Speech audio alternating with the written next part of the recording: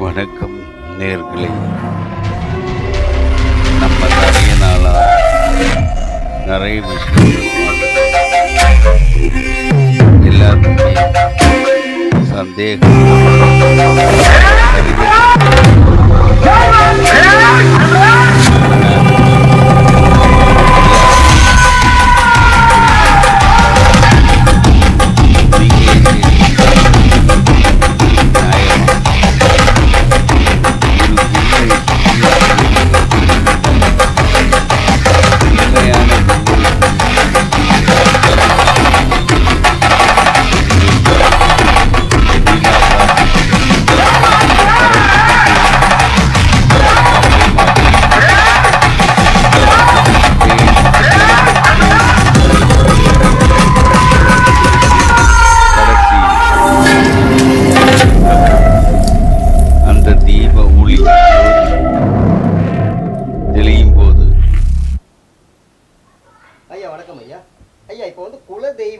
அப்படின்றது ஒன்று தனியாக இருக்குது. இஷ்ட தெய்வம் அப்படின்னு ஒன்று இருக்குதுன்னு சொல்கிறாங்க. இந்த குல தெய்வத்துக்கும் இஷ்ட தெய்வத்துக்கும் உள்ள வித்தியாசம் என்னங்க ஐயா? இந்த ரெண்டு தேவதைகளும் வணங்குறவங்களுக்கு என்ன விதமாக யூஸ்ஃபுல்லாக இருப்பாங்க? குல தெய்வம் உங்கள் அம்மா அப்பா பாட்டனார் அவங்க வணங்கிட்டு வந்தது.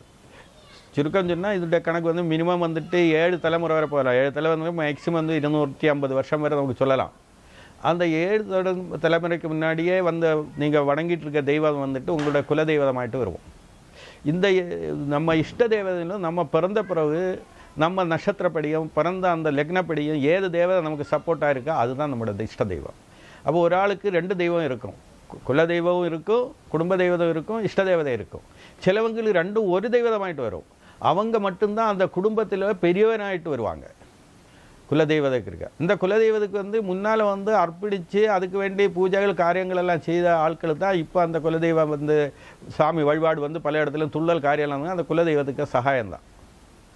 மற்றது வந்துட்டு நம்ம இஷ்ட தெய்வத்தை வந்துட்டு நம்ம அந்த வாழ்க்கையில் வந்துட்டு நம்ம பிறந்துட்டோம் அந்த நட்சத்திரப்படி ஒரு தெய்வம் இஷ்ட தெய்வத்தை ஆகிட்டு வரலாம். அல்லாட நமக்கு ஊரில் வந்துட்டு நம்ம எப்போவும் அடிக்கடி போய் வந்து இருக்கக்கூடிய அந்த தெய்வம் நமக்கு இஷ்ட தெய்வதாகிட்டு மாறலாம். ரெண்டாவது நம்ம நட்சத்திரப்படி அந்த தெய்வத்துக்கு வந்து சக்தி இருக்கும், அதுதான் இஷ்ட தெய்வதை. இது 2 ஒரே பலனை கொடுக்கும். குடும்ப தெய்வத்துக்கு வந்து நம்ம போய் பார்க்காத இருந்தாலும் அது வந்துட்டு அர்ச்சனை வீட்டிலே இருந்து செய்தாலும் குடும்ப தெய்வம் ஏற்றுக்கொள்ளும். இஷ்ட தெய்வதை அப்படி இல்லை, நம்ம போய் கண்டு வணங்கினா தான் அதுக்கு பலம் வரும். அதுதான் குடும்ப கோவிலில் வருஷத்தில் ஒரிக்க வல்லப்போ ஒரிக்க போகிறது. ஒரு வாழ்க்கையில் வந்துட்டு எப்போ போகலாம், 12 வருஷத்துக்கு ஒரிக்க குடும்ப தெய்வத்தை போய் கும்பிட்டாலும் அது உங்களை அருகில் செய்யும். ஆனால் இஷ்ட தெய்வம் அப்படி இல்லை, 6 மாதத்துக்கு ஒரிக்காட்டு 1 வருஷத்தில் ஒரிக்க போனால் தான் அதுக்கு பலம் உங்களுக்கு கிடைக்க இல்லைன்னா கிடைக்காது.